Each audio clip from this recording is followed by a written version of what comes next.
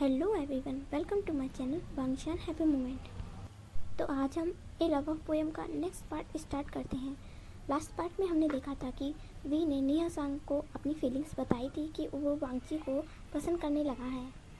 Actually we को लड़कियों में इंटरेस्ट नहीं है और ये बात उसने किसी को नहीं बताई, उसे सिर्फ निहा सांग को बताई है। ये बात सिर्फ निहा सांग को पता है क्योंकि निहा सांग विंग का बहुत ही अच्छा फ्रेंड था स्कूल टाइम से, स्टार्टिंग से ही वो और वी का बहुत ही अच्छा फ्रेंड है। इसलिए निहा सांग को वी के बारे में सब कुछ पता है और वी उसको बताता है कि उसे वांगजी थोड़ा थोड़ा पसंद आने लगा। तो हम आगे स्टार्ट करते हैं। तो हाँ, वी निहा सांग को बता ही रहा था कि तभी जंग आ जाता है और कहता है कि कहाँ है शॉप, मुझे तो दिखी नहीं। तो निहा सांग कहता है तुम अंधे हो, अंधे ही रहोगे। और फिर वी से कहने लगता है कि वी तो अब हो ही गया है अंधा। और आगे फिर भी निहा संग से कहता है नहीं नहीं नहीं। तो निहा संग कहता है ओके ठीक है। तो जंगचंग कहता है क्या हुआ? कहता है कुछ नहीं। तो फिर वो लोग घर आ रहे थे और फिर वी और जंगचंग निहा संग को उसके घर छोड़ते हुए कहते, वी कहता है अब घर से बाहर निकल मत जाना वरना बहुत पीटूंगा। निहा संग कहता है ठीक है मैं नहीं जाऊँगा। फिर वी और जंगचंग अपने घर चले जाते हैं। वी फिर से अपनी डायरी लिखने बैठता है और वो लिखता है वांगची के बारे में कि पता नहीं क्यों और कब से मैं उसे रोज़ देखता हूँ। मुझे डेट तो याद नहीं पर मैं उसे रोज़ सा देखता हूँ, पर क्यों देखता हूँ मुझे नहीं पता। आज मैंने निहा सांग को भी बताया कि मैं उसे देखता हूँ या लाइक करता हूँ, मुझे नहीं पता, लेकिन जो भी होगा देखा जाएगा। वी ने अभी आगे के बारे में नहीं सोचा, वो सिर्फ प्रेजेंट में जीता है और वो अपनी डायरी को बंद करते हुए कहता है कि पोएम मैं बाद में लिखूंगा। वी को पोएम लिखना भी बहुत अच्छा लगता है और फिर वो सो जाता है। ऐसे ही कुछ दिन बीतते रहते हैं। वी ऐसे ही चुपचाप से वांगची को सिर्फ देखता है, लेकिन उससे बातें करने की उसे बिल्कुल भी हिम्मत नहीं होती है। लेकिन वांगची के कारनामे देखकर सबको बहुत अच्छा लगता है। कभी वो शरारतें करता था तो कभी क्लास में फर्स्ट आता था और ये बात देखकर सब शॉक रह जाते थे। वी को वांगजी की बर्थडे डेट भी याद थी। जब वांगजी की बर्थडे डेट आती है तब वी उसके लिए चॉकलेट भी लेकर आता है और उसके लिए एक गिफ्ट भी लाता है, लेकिन वी उसे दे नहीं पाता क्योंकि फुल टाइम स्कूल के पूरा टाइम वांगजी के पास उसके फ्रेंड्स थे और वी को उसके पास जाने में डर सा लग रहा था कि अगर वो वांगजी को ऐसे गिफ्ट देगा तो कोई क्या कहेगा। और वैसे भी क्लास में किसी को नहीं पता है कि वांगजी का बर्थडे है भी या नहीं। तो वी उदास हो जाता है और वांगजी को गिफ्ट नहीं देता है। निहा संग कहता है कि वो दे आएगा तो वी कहता है नहीं, कोई ज़रूरत नहीं है। फिर भी घर आकर सोचने लगता है कि मैं क्यों उसे देखता हूँ, मैं उसे पसंद नहीं, ऐसा नहीं हो सकता। फिर भी अपनी पढ़ाई पर फोकस करता है और वो देखता है इस बार उसके टेस्ट में कम नंबर आए थे। तो भी अपनी पढ़ाई पर पूरे अच्छे से फोकस करता है और वो अच्छे से एग्ज़ाम देता है और वो एग्ज़ाम टाइम में इस बार वांगची को नहीं देखता है और वी सोच में पड़ जाता है कि वो उसे सच में लाइक करता है या नहीं। फिर भी सोचता है अभी तो मैं छोटा हूँ, अभी सबकी क्या जल्दी है। फिर भी वांगची के बारे में सोचना बंद कर देता है और वो अपनी पढ़ाई पर फोकस करता है और वो एग्ज़ाम टाइम में भी वांगची की तरफ नहीं देखता है। ऐसे ही एग्ज़ाम भी हो जाते हैं और छुट्टियाँ हो जाती हैं। फिर भी छुट्टियों में भी वांगची को याद किया करता था और कभी कभी उसकी ड्राइंग भी बनाया करता था और निहा सांग से वीडियो कॉल पर भी बात करता था क्योंकि वो घर से बाहर जाता नहीं था। वो कभी भी नहीं जाता था घर से बाहर। जब उसे काम होता था, जब मैडम ये उसे बाहर भेजती थी, वो तभी जाता था और वो फुल छुट्टियों के टाइम में हमेशा वांगची के बारे में सोचा करता था। निहा संग ने कहा भी था वी से कि वांगची को प्रपोज कर दो, तो वी कहता है ऐसा नहीं हो सकता, ये रियल लाइफ है। अगर उसने मुझे रिजेक्ट कर दिया तो नहीं, मैं ऐसा नहीं कर सकता। तो फिर वो दोनों इस बात को यहीं पर छोड़ देते कि ठीक है हम इस बारे में आगे बात करेंगे। तो फिर वी कहता है हाँ, और मुझे अभी इस बारे में कोई बात नहीं करनी, अभी मुझे हाई स्कूल का एग्ज़ाम पास करना है। उसके बाद निहा संग कहता है उसके बाद तुम दूसरे स्कूल में जाओगे है ना। तो वी कहता है हाँ, मैं इस स्कूल में ज़्यादा टाइम नहीं रह सकता हूँ। तो निहा संग कहता है हाँ मुझे पता है क्योंकि ये आर्ट स्कूल नहीं है और तुम्हें आर्ट के स्कूल में जाना है। तो वी कहता है हाँ।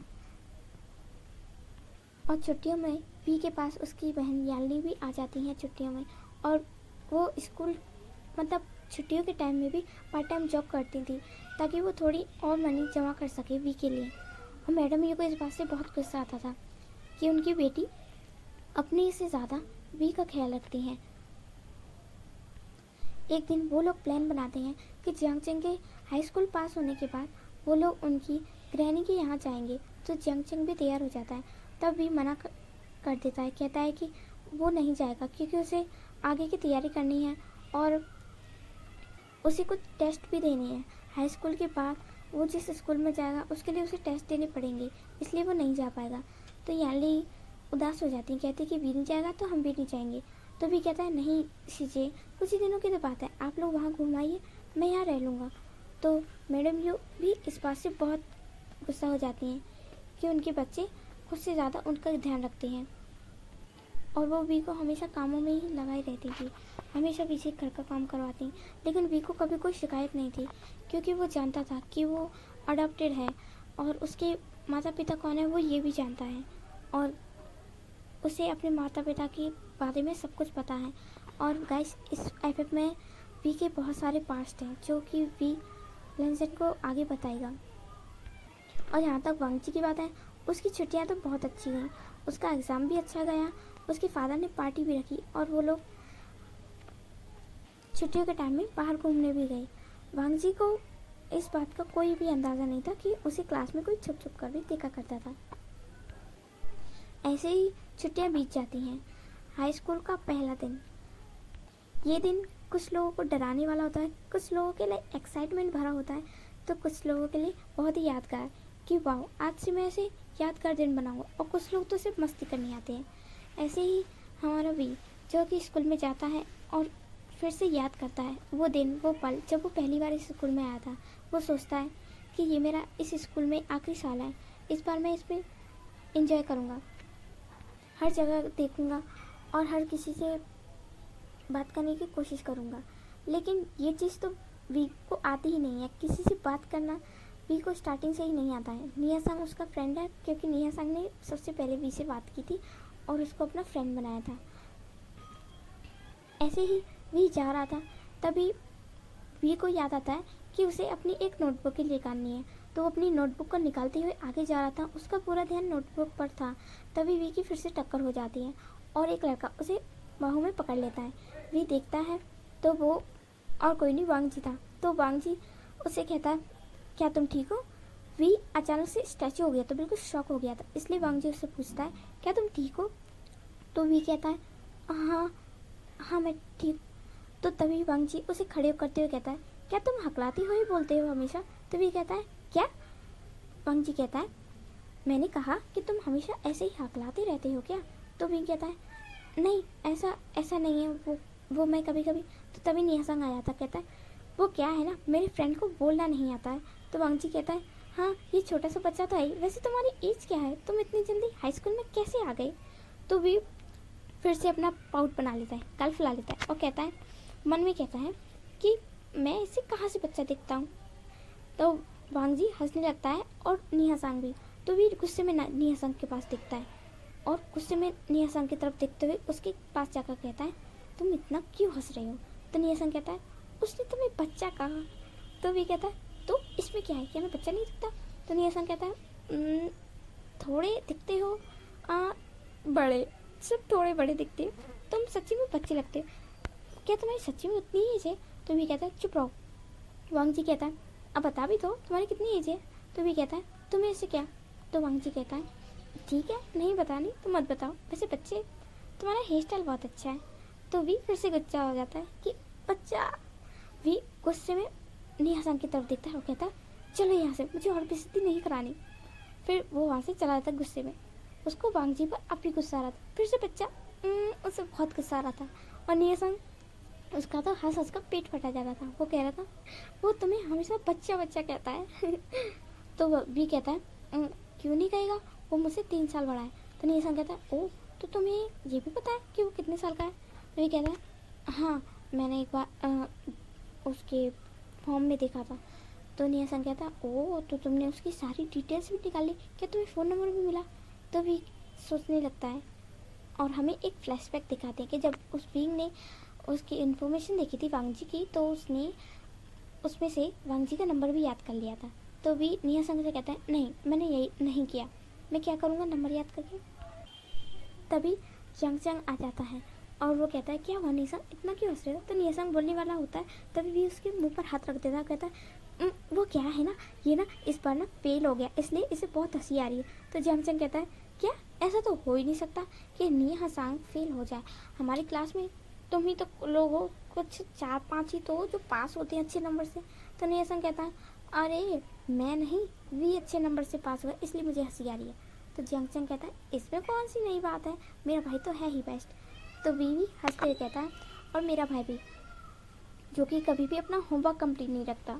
तो जंग जंग कहता है वी तुम हो ना। तो वी कहता है मैं तुम्हारा कोई नौकर हूँ। तो नियासंग कहता है नौकर नहीं, तुम मेरे बेस्ट ब्रदर हो। तो वी कहता है हाँ हाँ वो तो देखा ही मैंने, हमेशा होमवर्क करवाते रहे, तो इस साल मैं तुम्हारा कोई भी होमवर्क नहीं करूँगा।